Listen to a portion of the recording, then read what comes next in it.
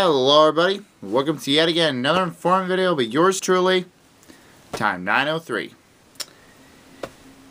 Well, I've got a lot of things to talk about this time. Including Code Lyoko information. I got some big news about that. And as you all know, yesterday, on November 23rd, 2012, the Pokemon Mystery Dungeon Magna Gate and the Infinite Labyrinth game for the Nintendo 3DS has been released in Japan. That's right, folks. It is released in Japan. So I was able to get some concrete information about it.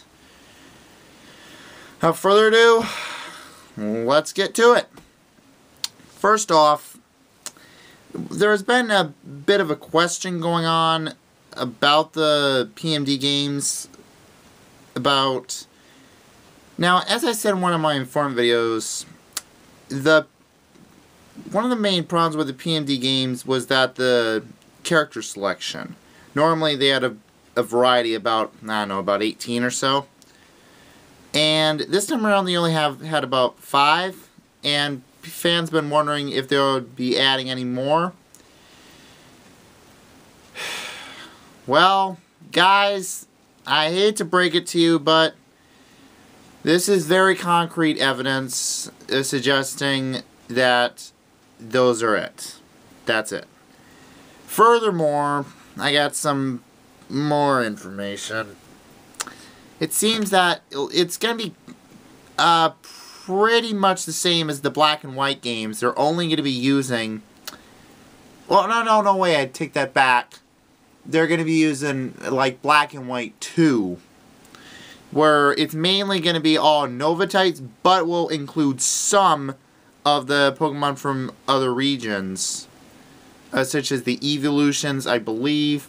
I know Jolteon is in there, and I know Espeon and Umbreon are too, and a few others, but it's mainly going to be a Nova. So needless to say, yes, that's the reason all the stars are Nova types, except for Pikachu, and well, him being Pokemon's mascot, they can't afford to lose him. But, and another thing that's confirmed is that it uses, it scans your appearance, and that thus replaces the personality test. So, yeah. Also, another thing that's a little interesting is that, well, it's mainly the Magna Gates, which are... I was able to gather some more information about it. It looks like what it basically is that to unlock certain dungeons or certain parts of the game, you use the camera to scan round objects such as a clock, a cup, or a soccer ball. Basically anything round, or actually it could be something as small as a marker holder, like a highlighter. And with those send you to what known are Magna Gates, which are special dungeons. And some of those are used to unlock Pokemon, such as one of the main portions of this game, Ho-Oh, Lugia, and Kuram. That's... no, I take that back. Those are main portions of the story. So yes, they are introduced in this game. But, yeah, you can only... It allows you to access some certain parts of the game that need to be used. That's the reason it's on the main... Only on 3DS instead of the DS Lite. Now... Guys, don't think for a minute that just because it has not a great character selection, don't think for a second this game is not good. I was able to look up some information, and this game, apparently, what I've heard, it's got just as deep of a storyline as the other two. And the graphics are insane, and every portion of this game, it's another thing that's interesting is they're having a lot more mini games. Like for example in Sky, how they had that footprints scanner thing, Wigglytuff's Guild. It's gonna have a lot more mini games like that around this in the game to keep you, well, when you're not doing missions or completing the story, you have something else to do. But yeah, let's talk about a little bit about the game. Apparently, another thing that's interesting is that it has a lot more variety of shops. Now, it has the Kecleon brothers. Well, strike that. It only has one Kecleon, not the Kecleon brothers, just Kecleon. They got rid of this shiny one, which personally I thought was becoming a staple. I mean, brother, but what the heck? Nah, might work. Some of the shops include Gardor's, sorry if I mispronounced its name, and Timber, sorry, a building shop, which allows you to build, I think, your base and this kind of thing, allow you to level it up, or I don't know, something like that. But yeah, another one of the shops that are interesting is Pansage's farm. It's apparently taking one of the main portions of the game, some of the original series, such as in Ruby, Sapphire, Diamond and Pearl, where you grew berries and those kind of thing. It's pretty much the same thing as that. You're able to grow berries so you won't have to buy them from Kecleon Brothers all the time and waste all your money.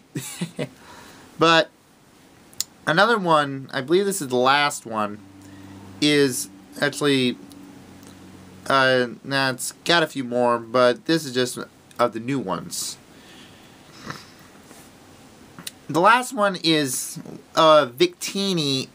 Yeah, Victini's in this, called, I believe it's called Victini Roulette. What it does is, it's pretty much just a mini-game in a way, where you start before a mission, and then it lands on a certain spot, and that basically changes the weather to make it so that certain attacks work better than others. If I think, for example, how it's said in one of the main theories in the game, or actually one of the features in it, with thunder, for example, if it's raining, it's always a guaranteed hit. It's basically the same as that. In sunny day, fire attacks become stronger. You get it. It's pretty much the same as that. So yeah. But yeah, the game is really good. But another thing I've been hearing fans complain about recently is the sprites. Because, well, it's in 3D, so they got rid of the 2D sprites and using 3D avatars this time. Guys, in my opinion, you guys just shouldn't knock it until you try it. I mean,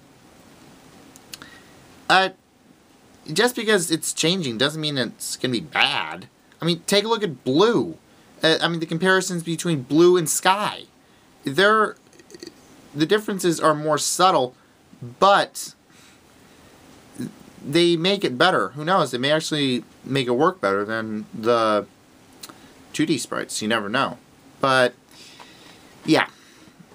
So, yeah, I highly recommend get this game. It looks insanely good.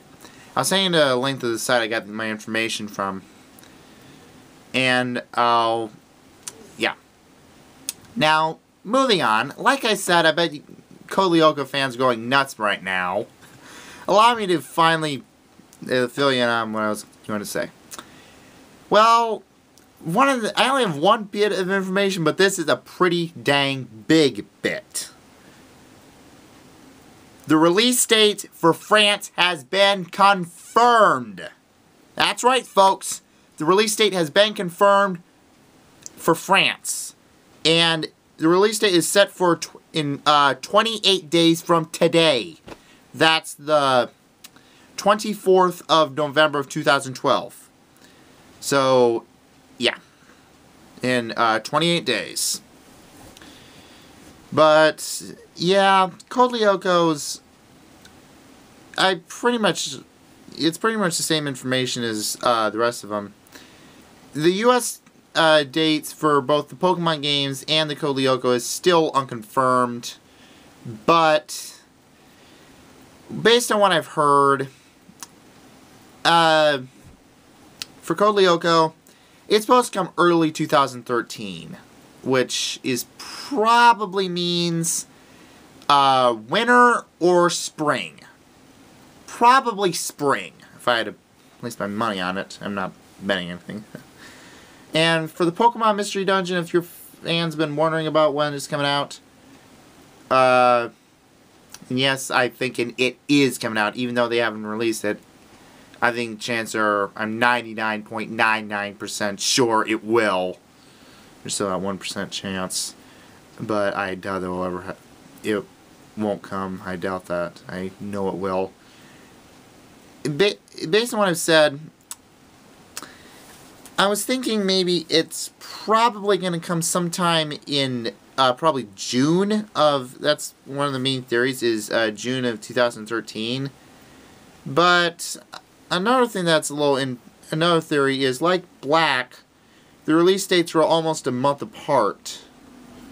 So even if fans were saying that it's probably come December, I highly doubt that. I think it might come in June, because even though Black and White it's still a Pokemon game, guys, think about it. The Mystery Dungeon games have actually a lot more going on in them, such as the orchestra music. Now, I'm unsure if the regular games use orchestra music as well. I'm thinking it's actually more computer generated. I don't know. But if that is just orchestra music, it's going to take a long time for you to get all that stuff taken care of. Wait, then again, all you guys have to do is just translate. Ah, well, it may not. Ugh, I just look like an idiot. Alright, sorry about that, folks. I'm not really with it today. Anyway, I think that's about it, everyone. Time now 3 out. Ciao for now.